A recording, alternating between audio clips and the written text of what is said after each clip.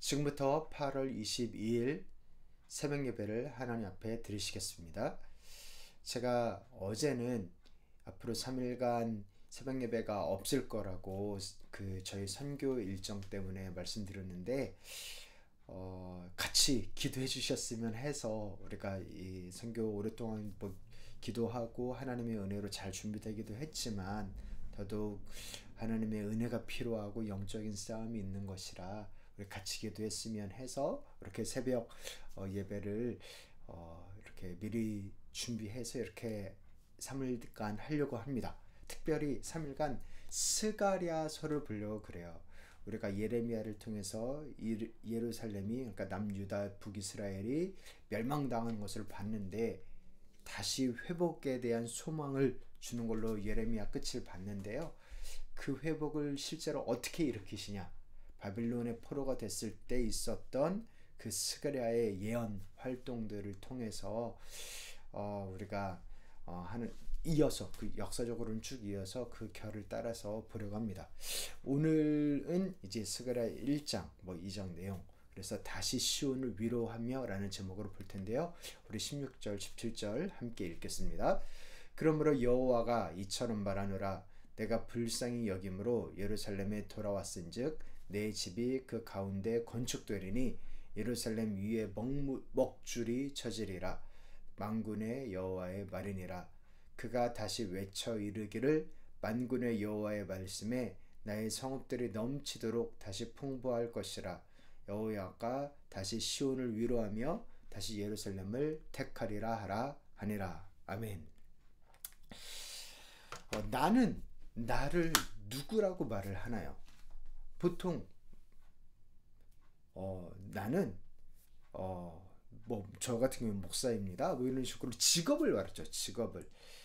그런데 만약에 태어나면서부터 노예였다면 그 사람은 본인을 뭐라고 이야기할까요?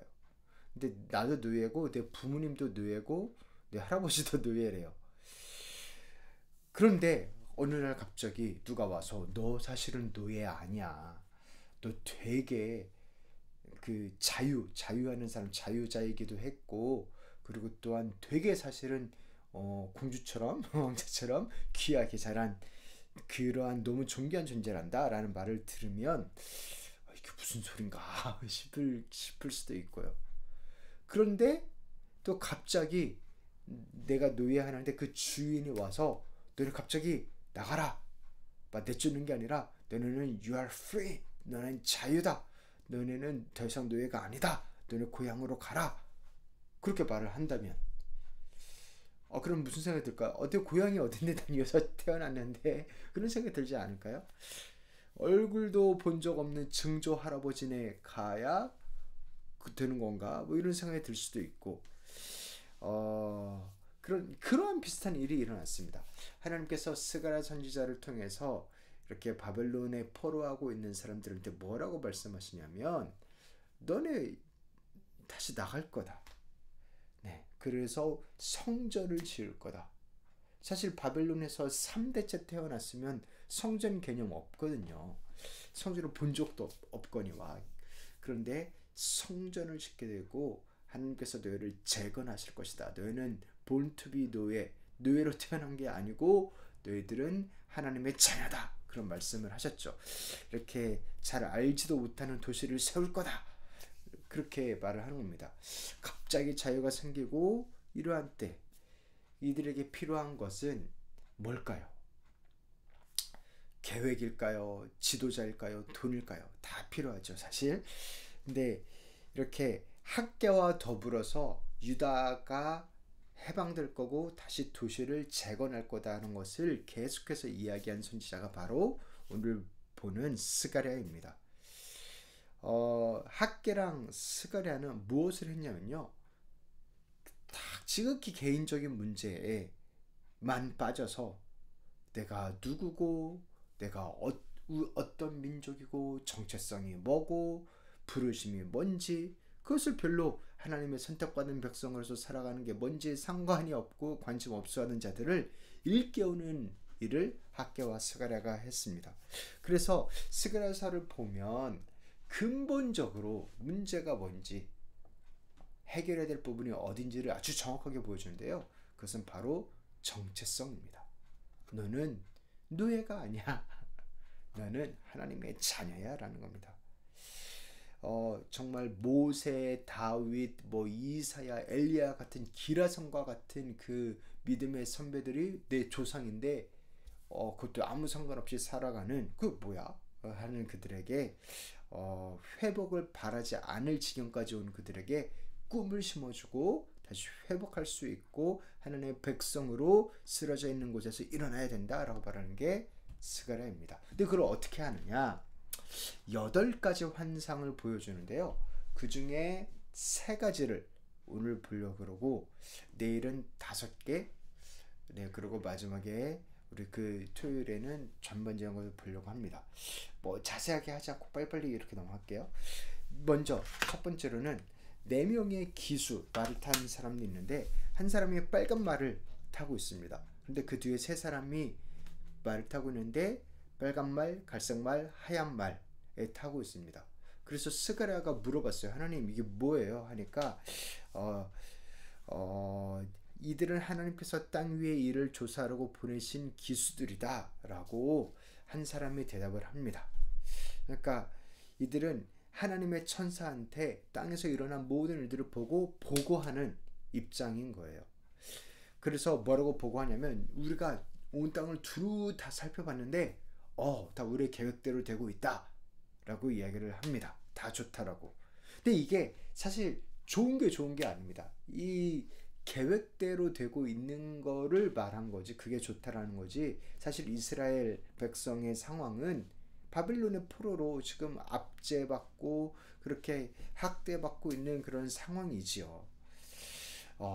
그러니까 그 이야기를 들은 한 천사가 이제는 다 제대로 되고 있다고. 근데 이제는 하나님한테 말씀드려야 될 때가 아닌가 싶어서 하나님한테 호소합니다. 뭐라고 호소하냐면 만군의 하나님, 예루살렘과 유다의 도성에 대해 언제까지 진노하시겠습니까?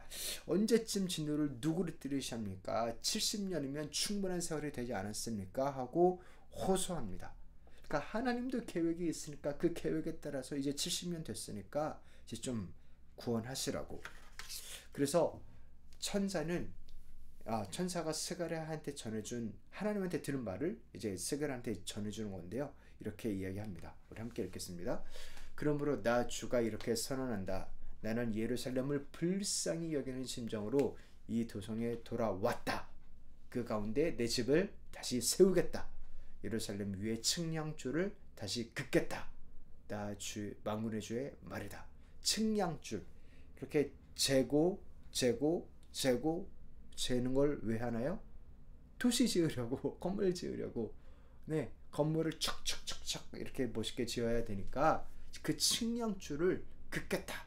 하나님이 일을 시작하겠다, 한다, 이미 돌아왔다 라는 것입니다. 그렇게 집을 다시 세우시는, 긍휼을 베푸시는 하나님의 마음을 보여주십니다. 그가 다시 외쳐 이르기를 만군의 여호와의 말씀에 나의 성읍들이 넘치도록 다시 풍부할 것이라. 여호와가 다시 시온을 위로하며 다시 예루살렘을 택하리라 하라 하니라. 하나님께서 그 말을 전하래요. 하나님께서 다시 시온을 위로할 것이다. 하나님의 도시를 위로할 것이다. 예루살렘을 택하리라. 이렇게 말씀하십니다. 회복뿐만 아니라 풍성한 것을 약속을 하시지요. 그 구체적인 회복 중에 하나가 다음 환상인데요. 네 뿔과 대장장의 환상입니다. 스가랴가 고개를 들어서 보니까 4개의 뿔이 있어요. 이게 무슨 의미인가요? 천사한테 물어보니까 유다와 이스라엘과 예루살렘을 멀리 흩어버린 그런 권세들이 이 4뿔로 묘사가 됐습니다. 네, 거기엔 당연히 바빌론도 있겠고, 그리고 아시리아도 있겠고, 그렇겠죠. 그 대표는 어쨌든 4뿔이 남유다와 북이스라엘을 괴롭혔던 자들인데, 그런데 또 4개의 대장장이가 있는 거예요. 그래서 4개의 대장장이는 또 왜 있나요? 물어보니까 뭐라고 대답하시냐면, 유다를 흩어버리고 희망을 모두 꺾은 그 뿔과 싸우려고 온 대장장이들이다. 그래서 그들이 유다를 사방으로 흩어버린 이 사악한 4개의 뿔을 꺾어버릴 거다 말씀하십니다. 그렇게 하나님께서 친히 심판하실 거다를 말씀하시는 것이죠. 그래서 하나님은 보응하시는 하나님, 신원하시는 하나님, 심판하시는 하나님입니다. 아멘. 그리고 또 어떠한 그 환상을 보여주냐면 줄자를 가진 사람이 나오는데요. 하나님 이게 뭐예요? 물어보니까 지금 예루살렘의 넓이와 높이를 측량하고 있다. 쫙쫙 측량하고 있습니다. 그래서 뭐라고 한 천사가 하나님의 말씀을 전하는데 예루살렘 안에 사람과 짐승이 많아져서 예루살렘의 성벽으로 들을 수 없을 만큼 커질 것이다. 바깥으로는 내가 예루살렘의 둘레를 불로 감싸 보호하는 불성벽이 되고 안으로는 내가 그 안에 살면서 나의 영광을 드러내겠다. 나 주의 말이다. 아멘. 측량하고 측량하는데 너무 큰 거예요.